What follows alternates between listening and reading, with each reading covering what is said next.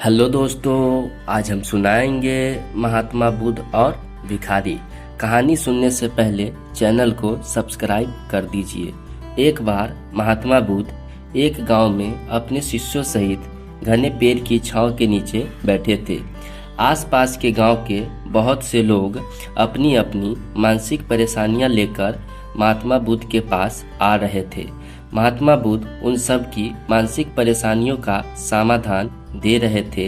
सब लोग खुशी खुशी अपनी समस्याओं का समाधान पाकर वहां से लौट रहे थे।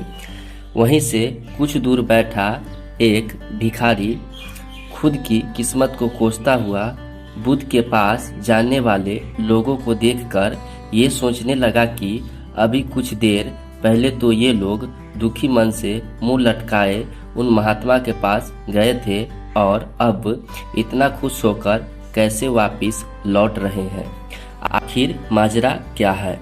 जरा मैं भी जाकर देखूं कि वो महात्मा ऐसा कौन सा खजाना बांट रहा है इन लोगों को जो इनके चेहरे खुशी से लाल हो गए हैं। जब वो दुखी भिखारी कुछ नज़दीक गया तो उसने देखा कि ये महात्मा तो लोगों को प्रवचन देकर लोगों के दुख का निवारण कर रहे हैं।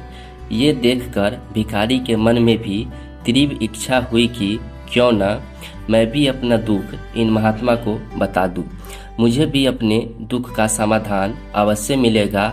बस फिर क्या था, समाधान पाने की लालसा लिए भिखारी महात्मा बुद्ध के सामने पहुंचा और हाथ जोड़कर प्रणाम करते हुए बोला, हे महात्मा बुद्ध, मैं भी लोगों की मदद करना चाहता हूँ।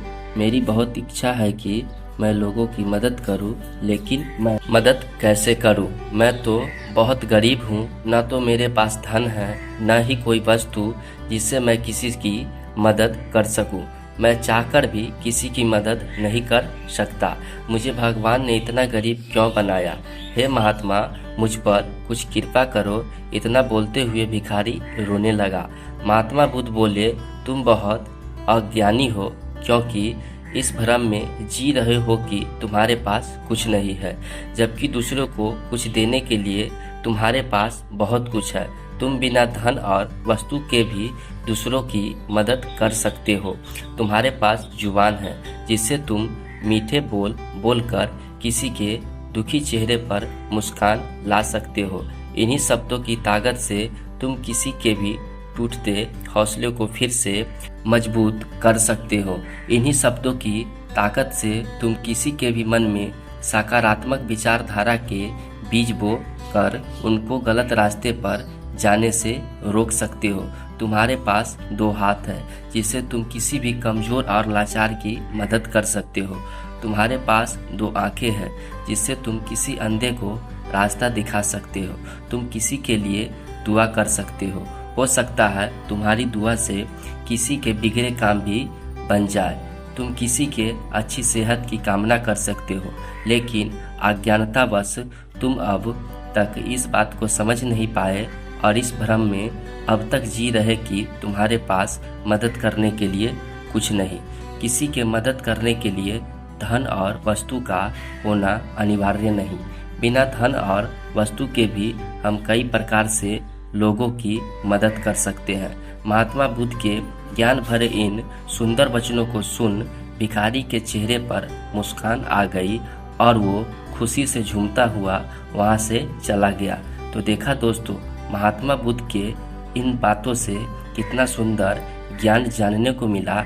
आज के समय में ऐसे ही बहुत से लोग हैं जो यही सोच सोच कर दुखी रहते हैं कि मेरे पास ये नहीं तो वो नहीं, बल्कि जो है उसी में संतोष करना सीखो और बिना किसी मतलब के लोगों की मदद करो। इन्हीं से आपको परम सुख की प्राप्ति होगी। धन्यवाद दोस्तों।